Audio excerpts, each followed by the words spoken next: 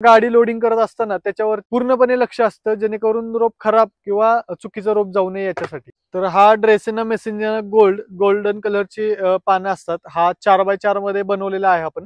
त्याचे रूट्स वगैरे पाहू शकता कशा पद्धतीने बाहेर आलेले आहेत. पूर्णपणे सेटल्ड असं रोप आपण या गाडीमध्ये लोड करत आहोत. तर अशा प्रकारे आपल्या नर्सरीमध्ये नर्सरीवाल्यांसाठी म्हणजे होलसेलसाठी जी रोपं बनवली जातात त्याच्यामध्ये ड्रेसेनाच्या व्हरायटीज असतील, ॲग्लोनिमाच्या व्हरायटीज असतील, असं सगळं बनवून आपण पुणे मार्केटला तर देतोयच.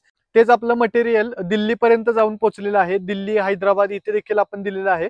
आपल्या नर्सरीमध्ये आपण अँथोरियम्स देखील ग्रो केलेले आहेत, अँथोरियम्स देखील बनवलेले आहेत. ते देखील आपण एका नेक्स्ट व्हिडिओमध्ये पाहूयात कशा प्रकारे ते सगळं केलेलं आहे. ते शेड वगैरे कशा पद्धतीने मॅनेज केलं जातं हे सगळं आपण पुढच्या व्हिडिओमध्ये पाहणारच आहोत.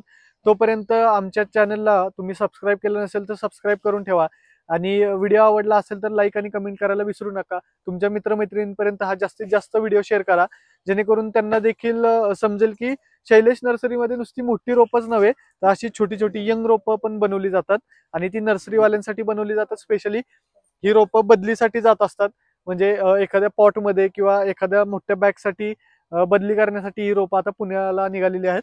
गाडी पाहू शकता एकदम काटोकाट भरायला आलेली आहे आणि अशा प्रकारे ही भरून व्यवस्थितरित्या थप्पी मारून गाडी आता पुण्यासाठी निघणार आहे. असेच व्हिडिओ पाहण्यासाठी आमच्या YouTube चॅनलला तुम्ही सबस्क्राईब केलं नसेल तर सबस्क्राईब करा.